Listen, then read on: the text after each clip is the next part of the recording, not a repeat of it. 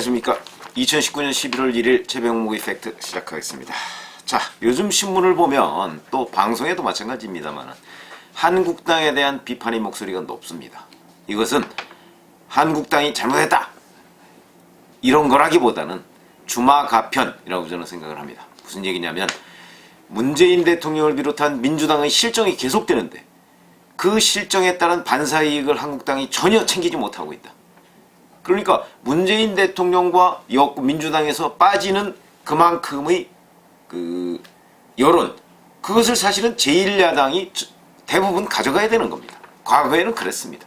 그런데 황교안 대표와 나경원 원내대표 이 투톱이 지휘하는 한국당 호는 이 순풍을 전혀 지금 이용하지 못하고 있다. 이런 얘기죠. 그게 왜 그러냐면 최근에 뭐 오늘 이제 여러 신문에서 또는 여러 방송에서 그 얘기를 했습니다만은 뭐 4연속 헛스윙 뭐 이런 얘기들을 많이 합니다. 헛스윙이라는 게 결국은 공이 딱 치기 좋게 날아오는데 그런데도 불구하고 치지를 못합니다. 그러면 뭐 안타는 물론이고 득점은 더욱더 멀어지는 것이죠. 그 바로 그런 것들이 있었던 건데, 예를 들어서 어제 있었던 그 영입 인사 박찬주 전 대장 영입 불발. 자, 박찬주 전 대장을 영입하겠다고 황교안 대표가 가서 지방에까지 가서 만납니다. 그래서 이 정치 안 하겠다는 사람 잘 설득해가지고 정치를 하겠다고 하도록 돌려놓고 영입 대상 1호로 올려놓고 당내 최고위원들이 반발합니다. 당내 최고위원들하고 한 번도 얘기해본 적이 없는 건 아니겠습니까? 그리고 우선 박찬주 전 대장 영입 문제를 누구하고 상의를 했는지 모르겠으나 그 사람의 현재 위치가 어떻습니까? 그 사람은 공관병 갑질 논란으로 어마어마한 집중포화를 맞고 대장에서 전역을 했죠. 그런데 그게 법률적으로 무혐의가 났습니다. 그런데 그 부인은 여전히 공관병 갑질 논란으로 재판을 받고 있습니다. 끝난 일이 아닙니다. 그리고 박찬주 전 대장이 얘기했던 그 공관병 갑질 부분, 뭐 부모 수준으로 대했다 어쩌고 하는 것도 그렇다고 해서 그 법률적으로 문제가 없다는 뜻이지, 그거를 뭐 도덕적으로도 전혀 문제가 없다? 아니, 남의 자식 데려다가 왜 자기가 부모도 아닌데 부모처럼 그런 식으로 꾸짖고 심부름시키고 그럽니까? 그게 옛날에는 다 통용이 됐는데 지금은 통용이 안 됩니다. 그런 거로 표적이 된 사람을 마치 문재인 정부가 엄청난 탄압을 한 것처럼 그렇게 포장이 돼 있었는데 그 사람을 데려다가 또 영입 1순위로, 그것도 그 사람은 가만히 놔둬도 한국당 표 찍을 사람입니다. 플러스 알파 덧셈의 정치가 아니다 이거죠. 그런데 그런 사람을 누구로부터 추천받았는지 모르겠으나 어떻게 그 과정에서 아무런 국민 눈높이에 맞지 않는 이런 결정을 내려놓고, 그리고 또 문제가 되니까 뺐습니다. 그래놓고 또 다시 정말 귀한 분이라뇨. 이런 오락가락이 어디 있습니까? 아마 누가 시켜도 이렇게 한 하루 이틀 사이에 오락가락 한 두세 번 하기 힘들 겁니다. 이런 리더십을 보이기 때문에 문제가 되는 것이죠.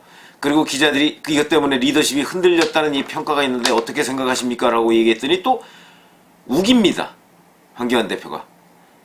그런 질문을 제가 아니라 당에다가 정식으로 하세요. 뒤에서 하지 마시고 정식으로 하세요. 이 얼마나 오만한 발상입니까? 정식으로 하면 그런 비판 못할 것이다. 이런 자신감이 있는 모양이죠. 왜 그러냐면 내년 총선 때 공천받으려는 당 사람들이 지금 대표를 비판할 수 있겠습니까? 그니까 니네가 정식으로 아마 좀 물어보면 나 비판 못할 거야. 그러면 한국당 지도부 또는 한국당의 공식적인 기구로부터 비판만 안 받으면 내년 총선에 승리합니까?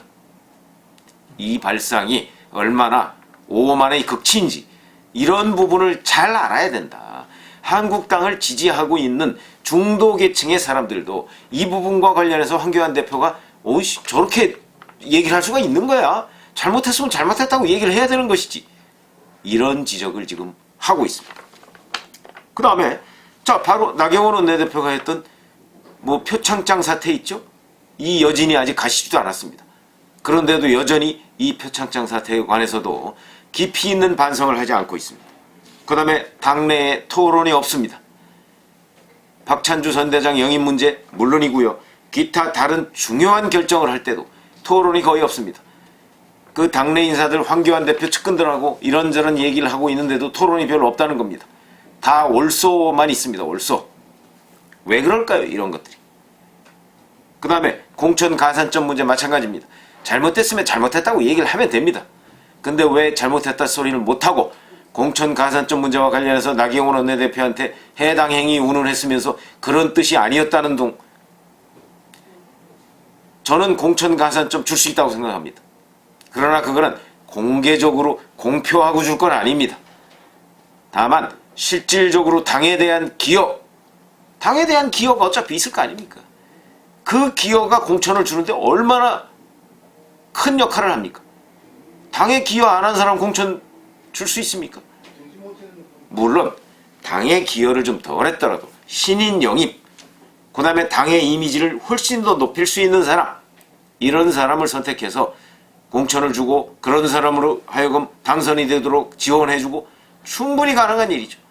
이런 것들이 종합적으로 해서 드러나는 것이 바로 공천작업인데, 그렇기 때문에 패스트트랙만큼 패스트트랙을 적극적으로 막으려는 그런 몸을 던져서 막으려는 자세, 이거야말로 당에 대한 큰 기여입니다.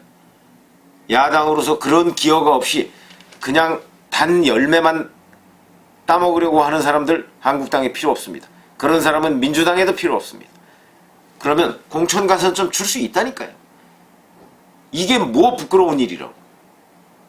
그 부분에 관해서 뭐 슬그머니 하더니 또 뭐 자기네들끼리 싸우더니 이제는 뭐 서로 손가락질합니다. 우리가 국민 눈높이에 맞는 것, 이거는 밀고 나갈 줄도 알아야 됩니다.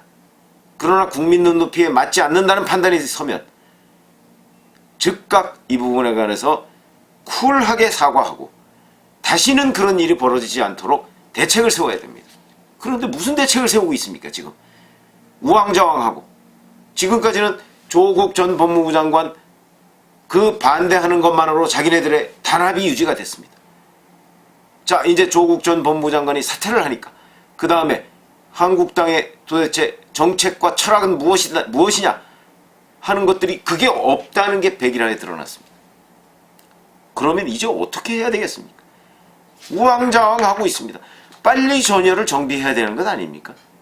이 문제에 관해서 민주당은 지금 뭐 공천 가산점이 어떻고 뭐가 어떻고 뭐 다음 주부터 무슨 공천 작업에 들어가고 뭐 이런 얘기들이 쏟아지고 있는데, 그리고 초선들의 반성문도 있는데 불출마 선언도 있고요.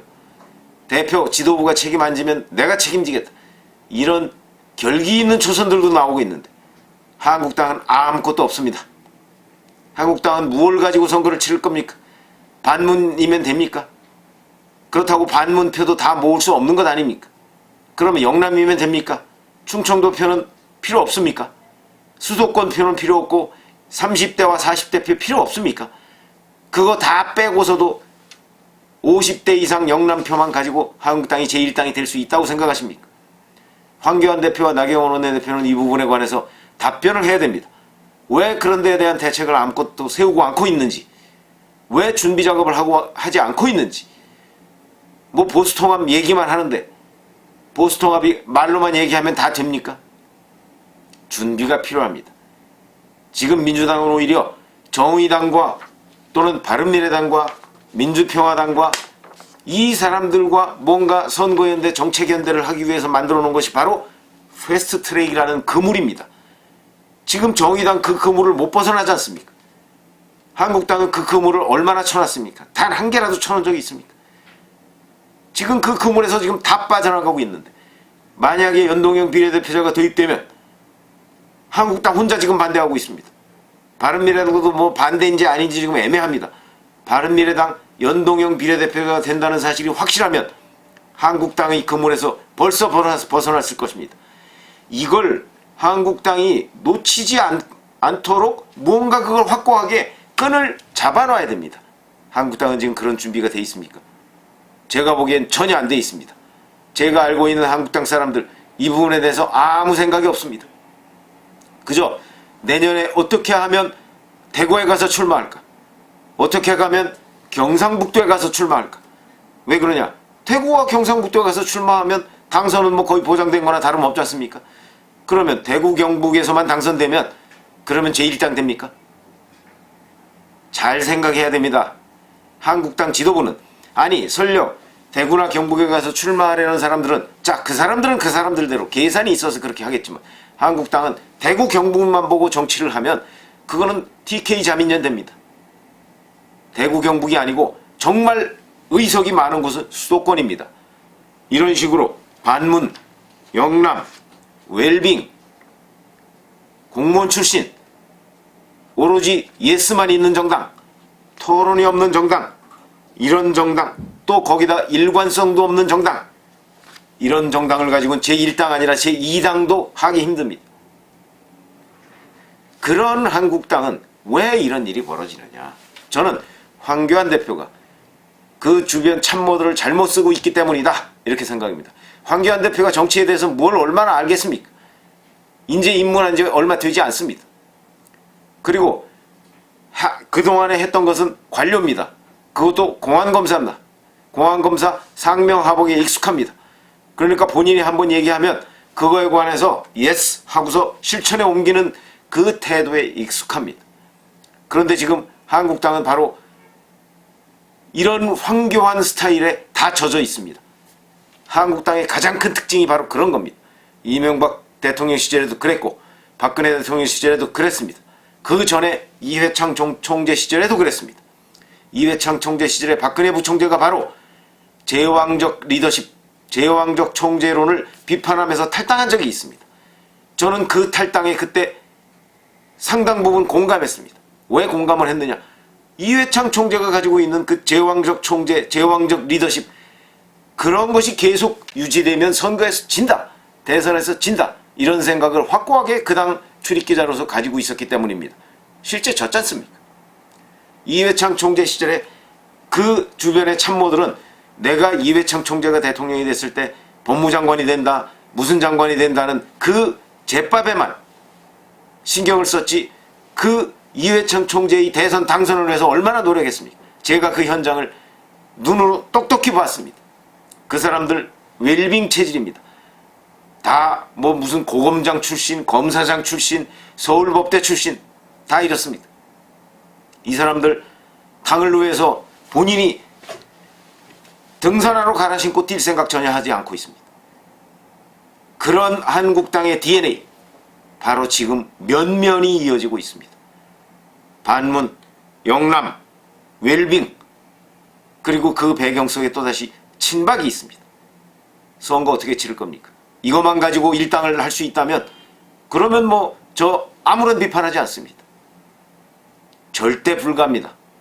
여기 플러스 알파가 있어야 되는데 이 알파가 지금 한국당 황교안 체제는 준비하고 있지 않다. 자, 12월 들어가면 공천해야 됩니다.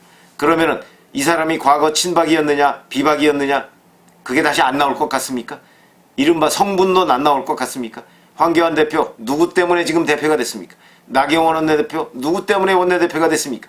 친박의 전폭적인 지원을 받고 지금 그 자리에 있는 사람들 아닙니까? 결국 친박은 또다시 황교안, 나경원 체제를 옹립하면서 그걸 지지하고 그 안에서 자기의 또 웰빙 스타일, 웰빙 배지를 쟁취하려고 할 것입니다. 거기에 대해서 황교안 대표와 나경원 원내대표는 어떤 대책을 가지고 있습니까? 그리고 지금 문재인 대통령은 자 박근혜 전 대통령을 사면해서 우파를 분열시켜서 총선을 치를지도 모릅니다. 거기에 대해서 무슨 대책을 가지고 있습니까? 그래도 우리가 이길 거다? 그건 막연한 기대입니다. 우파 분열, 만약에 유승민 의원까지도 배척해서 그러면 우리공화당, 유승민 의원계의 뭐 과거 바른정당계, 한국당 이렇게 우파가 3분돼서 나왔을 경우 수도권에서 대구 경북에서는 제가 얘기하지 않겠습니다. 거기서야 뭐 잘 되겠죠. 수도권에서 과연 제2당이나 제대로 차지할 수 있을까? 아찔합니다. 아찔해. 이런 거에 이런 게 뻔히 보이는데 지금 황교안 체제는 박수나 치고 자기네들끼리 상품권 50만 원 넣어서 그거 가지고 박수치고 서로 웃고 즐기고 있습니다. 지금이 그럴 때입니까? 뻔히 보이는데 이대로 가면 총선 패배가 더 뻔히 보이는데 그런데 지금도 제가 이런 얘기를 하면 제 댓글에 수많은 분들이 황 대표 체제를 비판하지 마십시오, 이렇게 댓글을 올립니다. 그런 분들에게 제가 여쭙고 싶습니다. 황 대표 체제 비판하지 않고 이대로 가면 내년 총선에서 황 대표가 제대로 선거를 치를 걸로 보십니까? 제1야당이나 제대로 유지할 수 있을까 감감합니다. 만약에 연동형 비례대표가 도입된다면. 지금 우리 선수들, 우파 선수들을 채찍질하지 않으면 이 사람이 완주를 할 수 있을지 없을지도 모르는 상황입니다. 그렇기 때문에 싸움에는 상대가 있게 마련입니다. 이 싸움을 누가 잘 할 수 있는가 하는 대표 선수를 제대로 내보내지 않으면 그렇지 않을 바에야 차라리 그 대표 선수를 교체해야 됩니다. 지금 굉장히 한국당이 위기에 봉착해 있습니다. 오늘 발표된 한국갤럽의 여론조사 보면 조국으로 입은 한국당의 수혜는 이제 다 날아가 버렸습니다. 민주당 40%, 한국당 23% 반토막이 나버렸습니다. 지난주에 비해서 민주당은 3%포인트 올랐고 한국당은 3%포인트 내려갔습니다. 일주일 사이에 이런 일이 벌어졌습니다. 왜 그랬습니까? 바로 표창장, 그 다음에 인재 영입. 저는 인적 쇄신이 만능이라고 생각하지 않습니다. 그러나 인적 쇄신은 하나의 임팩트, 충격을 줄 수 있는 요법입니다. 그런데 충격을 거꾸로 주었습니다. 충격을 민주당이 받아야 되는데 한국당이 충격을 받았습니다. 누구 편입니까? 인재 영입한 사람들 누구를 위해서 지금 인재 영입, 인재 추천을 하고 있습니까? 지금 문재인 대통령 지지율 지난주에 비해서 올랐습니다. 2주 연속 상승세입니다. 여기에 제일 큰 기여를 하고 있는 사람이 누굽니까? 한국당이 아니라고 답변할 수 있습니까? 황교안 대표가 아니라고 답변할 수 있습니까? 그런 부분에 관해서 심사숙고하고 지금부터라도 황교안 대표는 그 주변에 있는 참모들을 모두 다 바꾸십시오. 그 사람들의 생각으로는 선거를 칠 수가 없습니다. 감사합니다.